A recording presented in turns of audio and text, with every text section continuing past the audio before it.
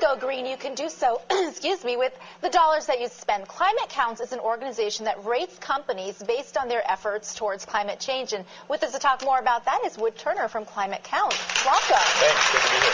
So you guys have rated companies based on their efforts towards climate change. What are some criteria that you use? Well, we're really focused on, we're a nonprofit. You can find us on the web at climatecounts.org. We rate companies on their commitment to addressing climate change. Are they measuring their commitment, measuring their impact on climate change? Are they reducing their impact? Are they being engaging and transparent with consumers about those commitments? And how do you research those companies? Are you talking to the people who work there?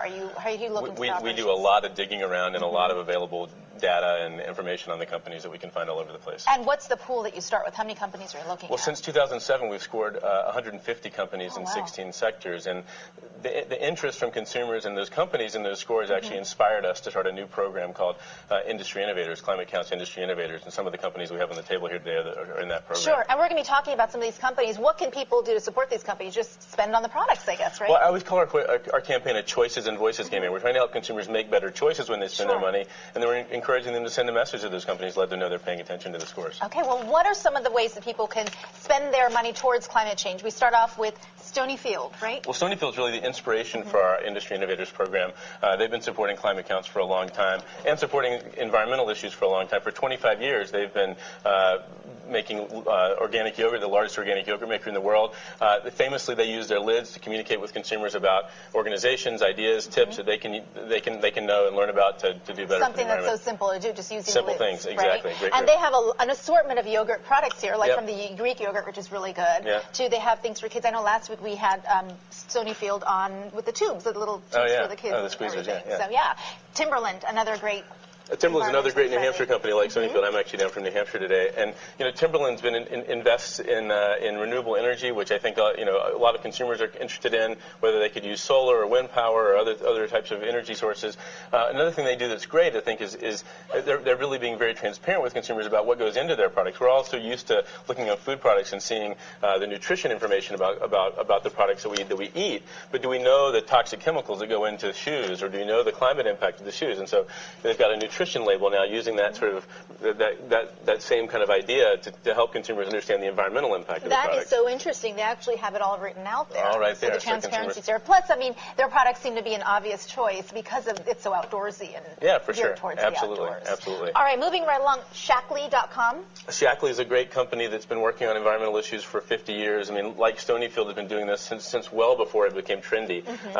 This is their Get-Clean starter kit, which basically uses a lot of stuff in there. I think the thing that's great about this is it uses concentrated products, so there's less water, less resources that go into making these products. I think everything you see here is like worth $3,000 or something of typical household supplies because it's small. They use less material. It uses less room and it lasts a lot longer, so that's probably good for the consumer as well. And it's non-toxic, so you can feel good about buying products that are good for your family and their health, but also good for the planet. Obviously, they have a wide range of products as well, right? They do, yeah, absolutely. All right. REI, obviously a company that's outdoorsy. Yeah, REI, it's funny. I mean, REI probably has a connection to some people in the Philadelphia area because there's a retail store here. They're an outdoor retail company, and they, their whole business is based on people being able to get out in the outdoors and enjoy these places that are threatened by environmental degradation. So this is a product that's made from recycled materials, and they're really all about demonstrating to consumers that they're invested in renewable energy and trying to communicate with consumers that if you're going to be outside exercising with your family, you should be thinking about the amount of packaging that the products that you buy actually use. So. Sure.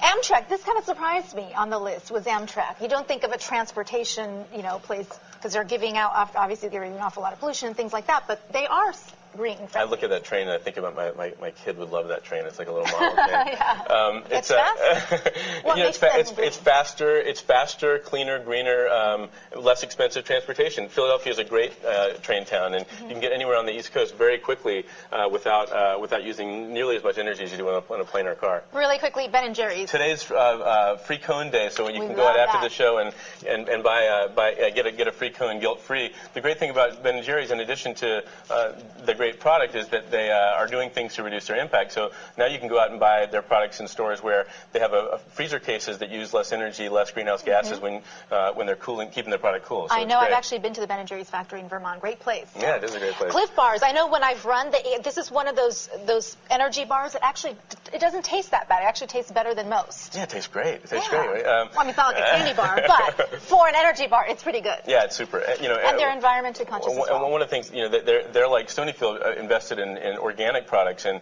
they buy something like 30 million pounds of organic ingredients every year. Organic ingredients use half the fossil fuels, half the polluting energy of traditional farming. So it's a great company. That's definitely good to know. And we do have some good news for our audience members. Everyone's going to be going home with some of these products. So, thank you so much for all the information and a great product. Thanks for having me.